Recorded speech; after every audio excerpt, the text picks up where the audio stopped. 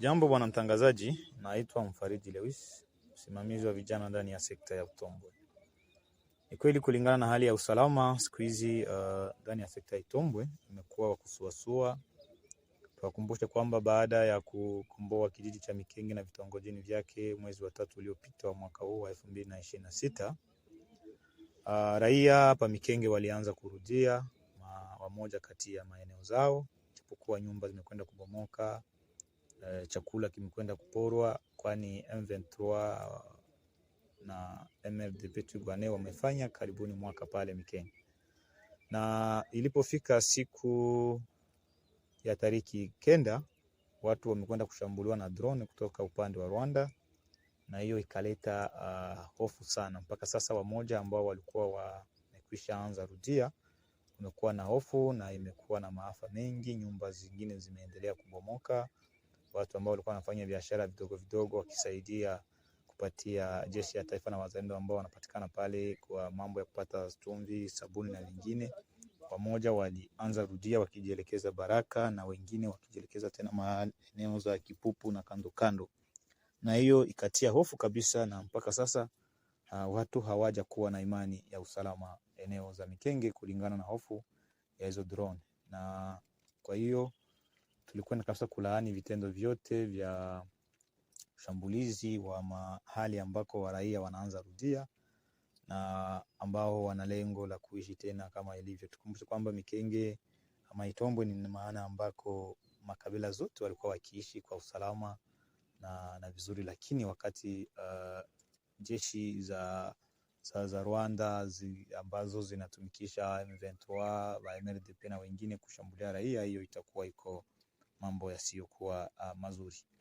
Tuwakumbushe kama kitendo kingine kimekwenda kujitokeza tariki 11 kuamkia tariki 12 pale eneo za Tulambo. Ni kwamba kuna kikundi cha watu ambao ni wachuruzi wa biashara vidogo vidogo ambao wanatoka upande wa Uvira, wanapita Maeta, wanakuja kujiikala katika eneo za machimbaji wa madini Makare Minye, fasi wanaita Kalole, na hivyo walianza kuendesha biashara vyao usiku na wengine wakijikamufle pale Kipupu, makao makuu ya sekta Itombwe, na huku wakifanya biashara usiku kimanjia za kimagendo kuelekea upande wa Kitavi ambako kunaonekana concentration ama kubakia kwa hao wanajeshi wa MLDP Twirwaneho, AFC M23 na Red Tabara. Wakati waliposhambuliwa Mikenge, wamoja walielekea Kitavi na wakatia ngome hapo, na wengine wakajielekeza upande wa Kamombo kuelekea Muramvya.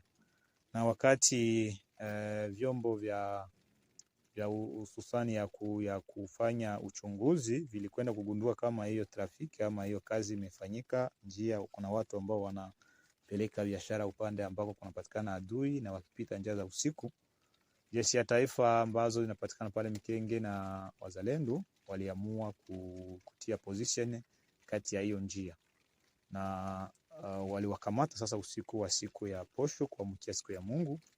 Na wakati waliwakamata wakakamatiwa na wengine wakakimbia, na wakati walikamata vimoja kati ya vitu mizigo walikuwa nayo, walikuta kwamba walibeba chumvi, sukari, mafuta na vitu vingine ambavyo walikwenda kuuzisha. Ikaonekana kwamba ni mambo ya uchuruzi, kwani Minembwe kwa leo hakuna njia inaweza kuwapatia watu chakula, chumvi, sabuni na mambo mengine, kwani njia pekee ambayo ilikuwa ikisaidia ni ile ya kupita Muramvya, unachomokea Mikenge, unafika Kalingi na unaenda. Lakini kwa leo FARDC na wazalendo wametia position kabisa kubwa na tena mingi sana kwa eneo ya Mikenge na vitongoji vyao. Si rahisi tena kwa mtu anaweza kupita hiyo njia. Alafu wanaanza kutumikisha watu wapite njia za kimagendo kuelekea upande wa Kitavi, na hiyo hali ikakuwa hivyo. Lakini sisi kama vile tawi ya raia na pia vijana ndani ya sekta ya Itombwe tunakwenda kulaani kitendo chochote kile cha kuangamiza raia ama kuangamiza maisha ya raia. Na hivyo tunaomba kwa jeshi ya taifa kuwa na uchunguzi na utaratibu, kuangalia yule ambaye anashikilia silaha ni yule ambaye anaweza kupigwa risasi. Lakini ikiwa raia nao wanaendelea kazi za hivyo, ni lazima wanafanya mbinu za kijeshi, wanawashika, na baada ya kuwashika wanaweza kuwahoji na wanawapeleka ku vyombo husika ama tawi husika ili wajue nini. Lakini hiyo ya kupiga tu mtu hata kama ni mchuruzi na ni raia ambaye hana silaha inaweza kuwa ukiukaji wa haki za kibinadamu, na kesho wanaweza labda kuja ona kama wamekwenda kuangamiza raia. Na pia tunaomba kwa serikali yetu kuongeza wajeshi, kuongeza juhudi kabisa kunako hizo maeneo za Turambo, Kawera, Kamombo, Kipupu, pia kuwe maelema swati kuwe position ya FARDC paske ni pale kwenye kuko makao makuu, ili kuangalia au wote ambao wana nia mbaya za kuendelesha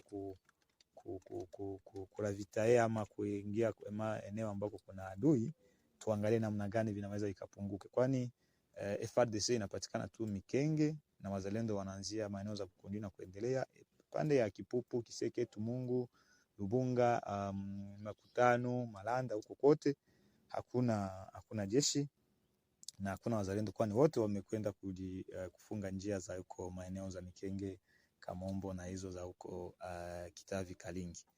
Na hiyo imekuwa kabisa jambo la watu ambao tunakwenda kuomba kwa wakuu viongozi wa jeshi waongeze wanajeshi mnamo maeneo, hasa eneo la makao makuu ya sekta Itombwe. Tunahitaji kuwe wanajeshi, na hiyo itatulindia usalama sana na kutosha woga katika eneo la raia. Na tuwe kwamba sisi raia ni raia ana haki ya kupata matunzo, ana haki ya kupata chumvi, ana haki ya kukula.